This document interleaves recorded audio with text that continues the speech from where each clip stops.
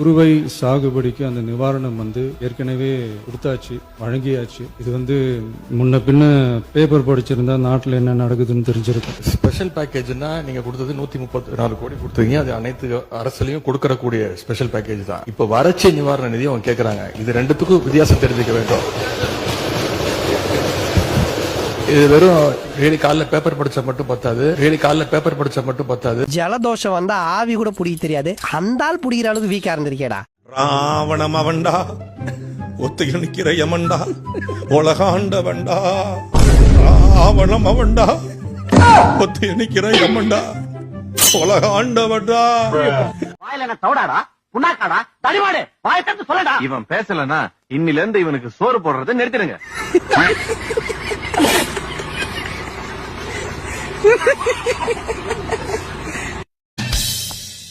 Welcome to great Kirikalan magic show. உனக்கு அரசியல் ஒரு கேடா, என் அருமை மக்களே, இந்த கண்டன கரகோஷம்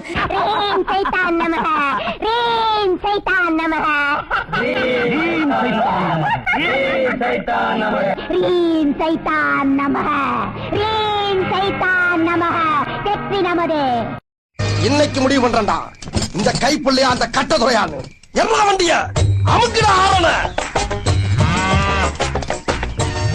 ஐயோ, கைப்புள்ள அருவலோட கிளம்பிட்டானே. இன்னைக்கு எத்தனை தலை ஊர்ல போதோ தெரியலையே. பாஸ், அவன் உங்களை பார்த்து பயந்து பொண்ணுக்கு போயிட்டான். எதை வச்சு சொல்ற? ஒரு பேரே வரலாறு, அழிச்சாலும் அழியாது, அவன் தானே ஜனநாயகன். அப்படியே அந்த பெண்ணினுடைய மனது புண்பட்டிருந்தால் போட்டதுக்குரிய வணக்கத்துக்குரிய மரியாதைக்குரிய அம்மையார் செல்வி திரிசா அவர்கள் தஞ்சாவூர்ல புகார் கொடுத்திருந்தோ, இல்ல பட்டினப்பாக்கத்துல போட்டதுக்குரிய வணக்கத்துக்குரிய மரியாதைக்குரிய அம்மையார் செல்வி திரிசா அவர்கள் புகார் கொடுத்தாலோ, இல்ல சென்னை டிஜிபி பார்த்து போட்டதுக்குரிய வணக்கத்துக்குரிய மரியாதைக்குரிய அம்மையார் செல்வி திரிசா அவர்கள் புகார் கொடுத்தாலோ.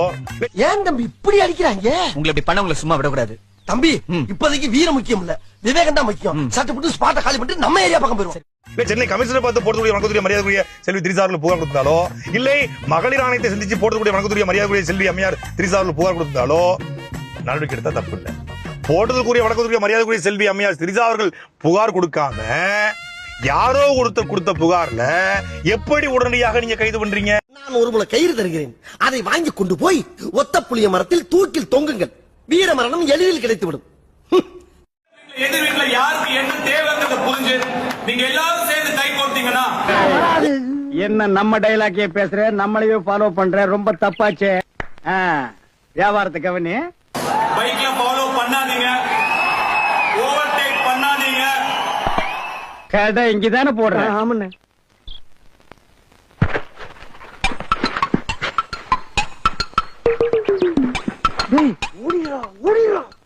அவதூறு பரப்புறீங்க, 6 மாசம் கூட பொறுக்க மாட்டேங்கிறாங்க. அவங்களுக்கு அவங்க மொழியில, அதுவும் தளபதி மொழியில சொன்னாதான் அவங்களுக்கு புரியும். என்னாச்சு பக்காமாஸ் முதல்வரே, என்னாச்சு அனைத்து குடும்ப தலைவிக்கும் 2500 ரூபாய் கொடுப்புன்னு சொன்னீங்களே, அது என்னாச்சு?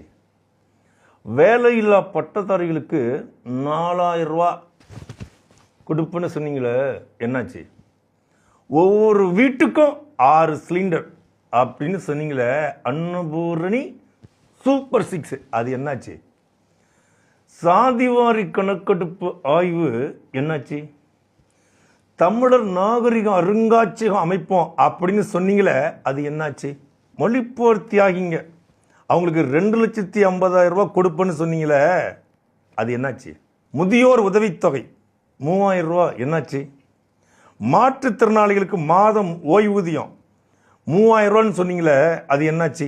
தறி வைத்திருக்கும் நெசவாள குடும்பத்திற்கு 30,000 ரூபாய் அப்படின்னு சொன்னீங்களே, என்னாச்சு? பழைய ஓய்வூதிய திட்டம் அப்படியே அமுல்படுத்தப்படும் அப்படின்னு சொன்னீங்களே, அது என்னாச்சு? தற்காலிக பணியாளர்கள் நிரந்தரமா பணி நிரந்தரம் செய்ய